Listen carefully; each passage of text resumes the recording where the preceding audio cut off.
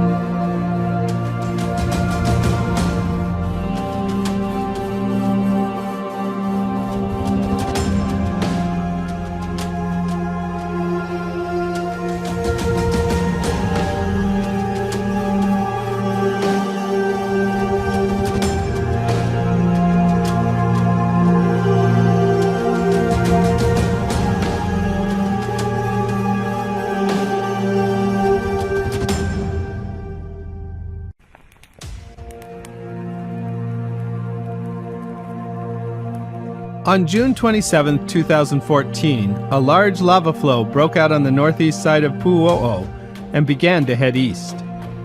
It cut through miles of forest during the summer, and by October it was approaching Pahoa. Apa'a Road and the Pahoa transfer station were closed, and emergency preparations began.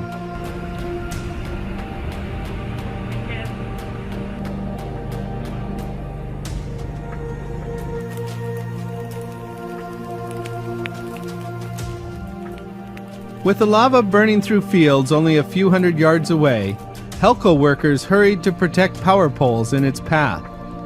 The poles were surrounded with insulation, cement blocks, and a big pile of cinder to keep the lava from burning the wooden poles.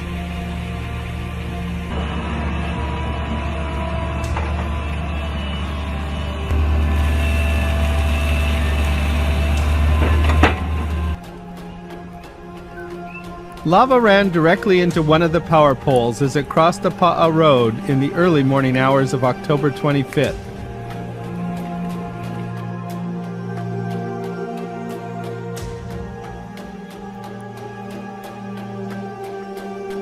The power pole was completely surrounded, but survived the intense heat of the flow. The protection worked.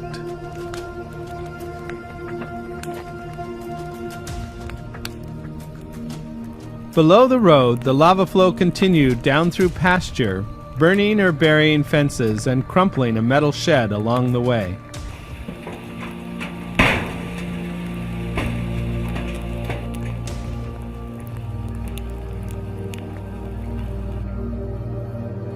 The flows entered the top of the Sugimoto's property on October 28th and burned through their macadamia nut orchard. Listen for the methane blasts. These happen when gas from burning roots ignites and explodes.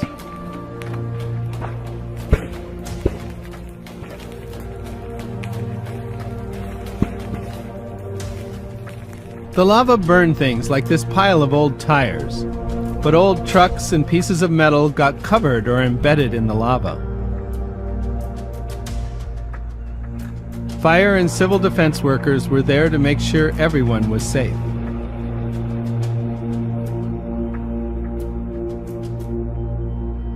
The lava flows start out only a few feet high, but over 3 days this lava inflated until it overflowed 5-foot-high dirt walls. This sped-up video shows how lava flows inflate like a balloon. The outside crust moves up as lava continues to fill the inside of the flow. Some flows can get pushed up to higher than the top of a school bus. The lower flows stopped before they reached the village road or any homes in Pahoa. But on November 10th, a new flow broke out near Pa'a Road and moved toward an empty house. One branch of the flow moved along the road and into the driveway, and another flowed right up to the edge of the garage building, but stopped just a few feet away.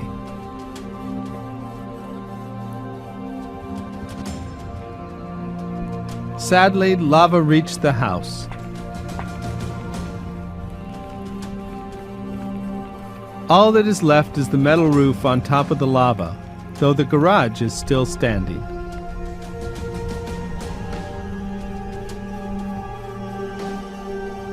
New breakouts of lava continued above Pa'a and soon reached the transfer station. They first flowed around the dirt wall outside the fence and began to inflate. Then lava broke out, burned its way through the fence, and flowed down the walls.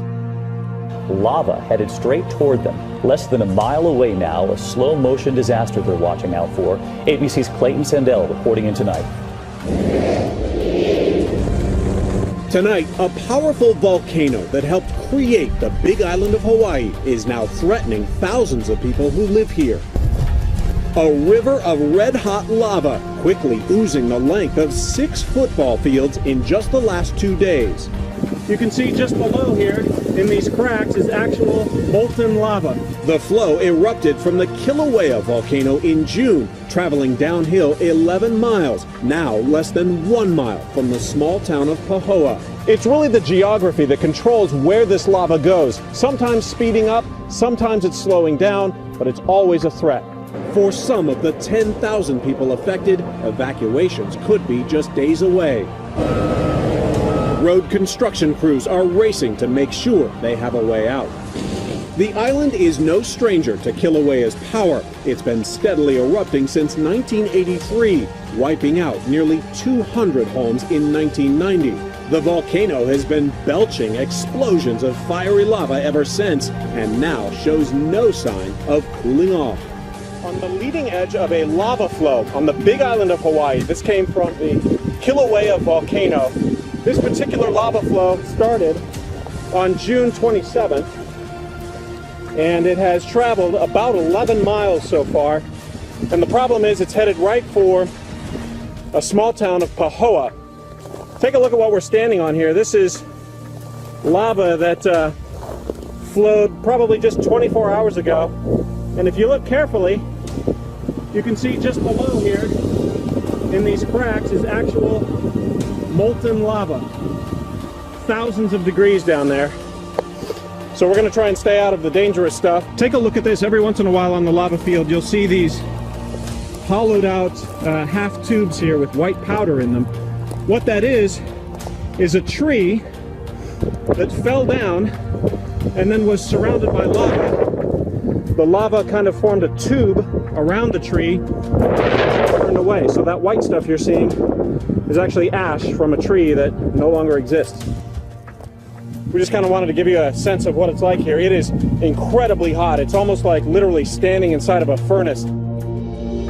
And we start with this bird's eye view of the Pu'u'o'o crater, the source of the 13-mile-long lava flow that could reach Pahoa town in the next few days. And with the danger more clear and present, tonight a huge crowd gathered in the Pahoa High cafeteria to find out exactly when their homes would be cut off. After weeks of waiting, those families may not have much time left. The lava's been picking up speed as it moves downhill through a gully. Well, since the weekend, the flow has been advancing 300 or 400 yards a day. Our Mileka Lincoln is live in Pahoa with a new estimate for arrival. Mileka?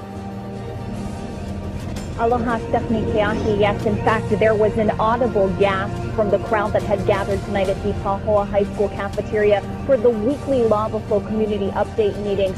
When USGS geologists with the Hawaiian Volcano Observatory say if the lava flow continues at its current rate of speed, it could reach Apa'a Street by tomorrow. And that's exactly why barricades are up and law enforcement is out here at Cemetery Road, which actually curves and turns into Apa'a Street, which is completely shut down from here at Ka'ohe Homesteads Road out toward the Pahoa transfer station. Now, the Puna lava flow has pushed more than 500 yards. That's the length of 5 football fields in just the last 24 hours. USGS scientists say the advance rate picked up considerably because of that terrain you mentioned that the lava is moving through, essentially a narrow gulch that's being fed by a